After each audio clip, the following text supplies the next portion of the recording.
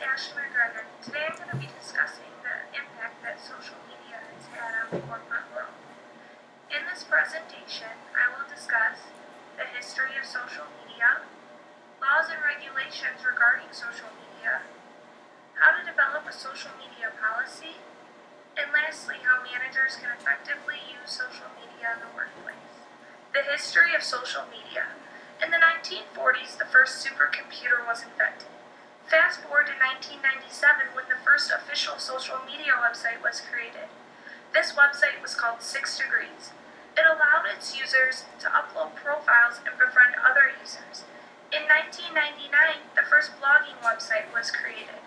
In the early 2000s, all the popular social media websites we know today were created, such as YouTube, MySpace, Facebook, LinkedIn, and Twitter.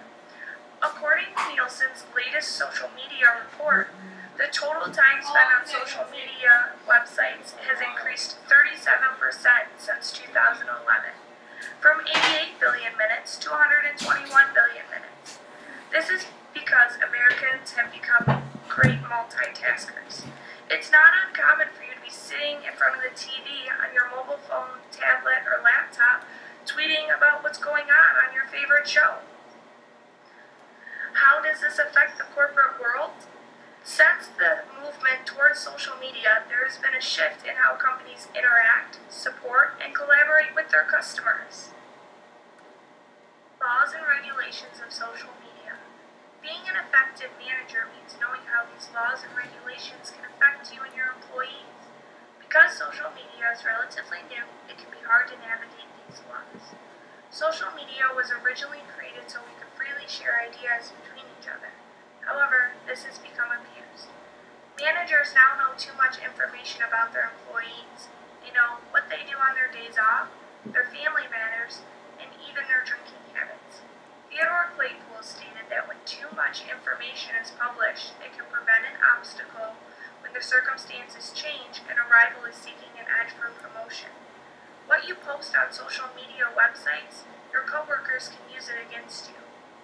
In other countries, such as Europe and Canada, their citizens' privacy is considered a human right. Here in the United States, that only applies in certain cases, such as healthcare. ABC News recently covered states that have social media laws in place. In May 2012, Maryland passed a law that digitally protects its citizens. In July 2012, Delaware passed a similar law that protects college students. Illinois shortly followed by passing a law in August 2012. As of January 1st, 2013, California has passed an act called the Social Media Privacy Act. This act prohibits employers and universities from requesting your passwords to social media sites when you're applying. New Jersey, Michigan, and 6 other states have also passed this act. Here's a map of states that have social media laws in place.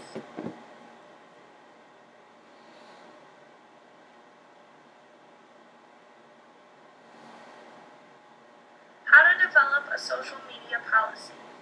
A study by Press-Cower International Labor and Employment Group found that 43% of its company's respondents reported employee misuse of social media websites. This is why it's imperative to have a social media policy in place. How do you develop a social media policy? Glenn Gilmore, author of A Social Media Law for Business, has created a successful way to develop a social media policy. Step 1. Establish a team. Your team should be diverse but an accurate representation of your company. The goal is to empower your employees to be social in an effective and compliant manner. Step 2. Define objectives. Social media should promote your brand and image while connecting with customers on a more personal level. Step 3. Write your policy. Step 4. Invite stakeholders, employees, and even customers to read your policy. This is the best way to find if there is an issue and correct it immediately. Step 5. Hone your policy. Create the final draft of your policy, making sure that it matches your company's objectives and your company culture. Step 6.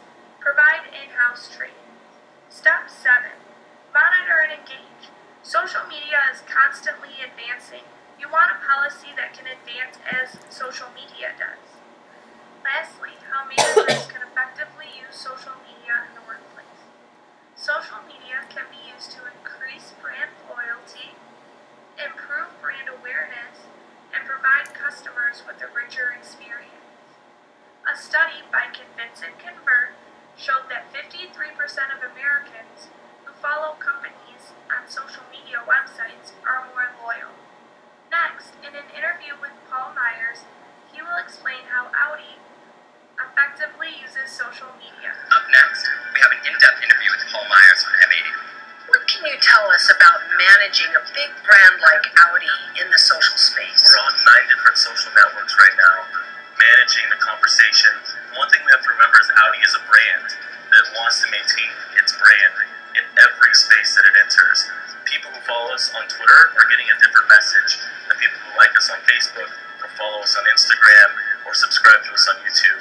We really cater each message to the audience and the way they want to receive it. In conclusion, today we talked about how social media has impacted the corporate world. The topics we touched on were the history of social media, laws and regulations of social media, how to develop a social media policy, and how managers can effectively use social media in the workplace. Social media is a newer technology that managers need to learn how to use effectively to keep their competitive edge. Thank you for listening.